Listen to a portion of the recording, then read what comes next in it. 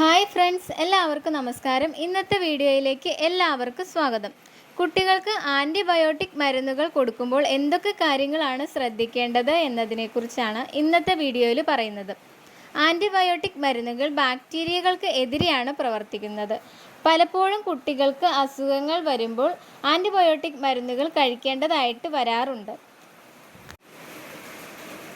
എന്തൊക്കെ കാര്യങ്ങളാണ് ആൻറ്റിബയോട്ടിക് മരുന്നുകൾ കൊടുക്കുമ്പോൾ ശ്രദ്ധിക്കേണ്ടത് എന്ന് നോക്കാം. ഒരു ഡോക്ടറുടെ നിർദ്ദേശപ്രകാരമല്ലാതെ ഒരു കാരണവശാലും കുട്ടികൾക്ക് ആൻറ്റിബയോട്ടിക് മരുന്നുകൾ കൊടുക്കാൻ പാടില്ല. എത്ര ദിവസം കൊടുക്കണം, എത്ര ഡോസ് കൊടുക്കണം എന്നൊക്കെ ഡോക്ടർ നിർദ്ദേശിക്കുന്ന രീതിയിൽ മാത്രമേ കൊടുക്കാൻ പാടുള്ളൂ. പലതരത്തിലുള്ള ആൻറ്റിബയോട്ടിക്കുകൾ ഉണ്ട്. ഓരോ അസുഖത്തിനും അതിൻ്റേതായ ആൻറ്റിബയോട്ടിക് മരുന്നുകളുണ്ട്.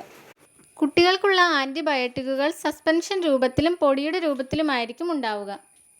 പൊടിയുടെ രൂപത്തിലാണെങ്കിൽ അത് സ്റ്റെറൈൽ വാട്ടറുമായി മിക്സ് ചെയ്ത് ലിക്വിഡ് രൂപത്തിലാക്കിയിട്ട് വേണം കുഞ്ഞിന് കൊടുക്കാൻ. അതായത് ഒരു ബോട്ടിലിൽ പൊടിയായിട്ടും അതിൻ്റെ കൂടെ തന്നെ വാട്ടറും ഉണ്ടാകും. ഈ വാട്ടർ പൊടിയിൽ ഒഴിച്ച് നന്നായി മിക്സ് ചെയ്തിട്ട് വേണം ഉപയോഗിക്കാൻ. വാട്ടർ മിക്സ് ചെയ്യുമ്പോൾ ശ്രദ്ധിക്കേണ്ടത് പൊടിയുള്ള കുപ്പിയിൽ ഒരു ലൈനോ മാർക്കോ കാണും. അവിടെ വരെ വാട്ടർ ഒഴിച്ചാൽ മതി. ചില ബോട്ടിലുകളിൽ ഇങ്ങനെ മാർക്കൊന്നും ഉണ്ടാവില്ല. അപ്പോൾ നിങ്ങൾ ഫാർമസിസ്റ്റിനോടോ അല്ലെങ്കിൽ ഡോക്ടറോടോ എത്ര മില്ലി സ്റ്റെറൈൽ വാട്ടർ മിക്സ് ചെയ്യണമെന്ന് ചോദിച്ച് മനസ്സിലാക്കേണ്ടതാണ്.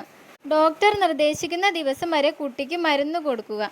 എന്നിട്ട് മരുന്ന് ബാക്കിയുണ്ടെങ്കിൽ പിന്നത്തേക്ക് സൂക്ഷിച്ച് വെക്കരുത്. ഒരു തവണ അസുഖം വന്നപ്പോൾ ഡോക്ടർ ആൻറ്റിബയോട്ടിക് എഴുതി അത് കൊടുത്തപ്പോൾ മാറി.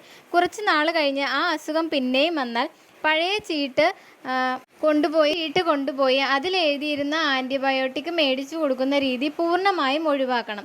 ചിലപ്പോൾ ആദ്യം അസുഖം വന്നപ്പോൾ ആൻറ്റിബയോട്ടിക് ആവശ്യമുണ്ടായിരുന്നിരിക്കും, എന്നാൽ രണ്ടാമത് ആൻറ്റിബയോട്ടിക്കിൻ്റെ ആവശ്യം ഉണ്ടായിരിക്കില്ല.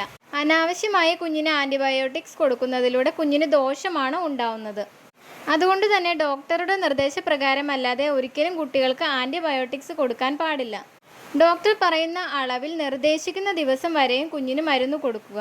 മാത്രമല്ല, ചിലത് ഫ്രിഡ്ജിൻ്റെ ഡോറിൽ സൂക്ഷിക്കേണ്ടതായിട്ടുള്ളതാണ്. അതുകൊണ്ട് തന്നെ ആൻറ്റിബയോട്ടിക് മരുന്നുകൾ എങ്ങനെയാണ് സൂക്ഷിക്കേണ്ടത് എന്ന് ഡോക്ടറോട് ചോദിച്ച് മനസ്സിലാക്കുക. ആൻറ്റിബയോട്ടിക് മരുന്നുകൾ കുഞ്ഞിന് ഒരു നിശ്ചിത ദിവസങ്ങൾ കൊടുത്തതിന് ശേഷം ഡോക്ടറെ ഒന്നുകൂടി കാണാൻ പറയാറുണ്ട്. എന്നാൽ അസുഖം കുറഞ്ഞു കഴിഞ്ഞാൽ പലരും കുഞ്ഞിനെ ഡോക്ടറെ കാണിക്കാൻ കൊണ്ടുപോകാറില്ല. എന്നാൽ ഇങ്ങനെ ചെയ്യാതെ കുട്ടിയെ ഒന്നുകൂടി ഡോക്ടറെ കാണിക്കുകയും ഇൻഫെക്ഷൻ പൂർണ്ണമായി മാറി എന്ന് ഉറപ്പ് വരുത്താനും ശ്രദ്ധിക്കുക.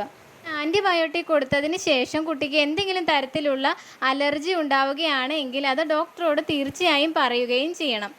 ഈ വീഡിയോ നിങ്ങൾക്ക് ഉപകാരപ്പെട്ടു എന്ന് കരുതുന്നു. മറ്റൊരു ടോപ്പിക്കുമായി അടുത്ത വീഡിയോയിൽ കാണാം.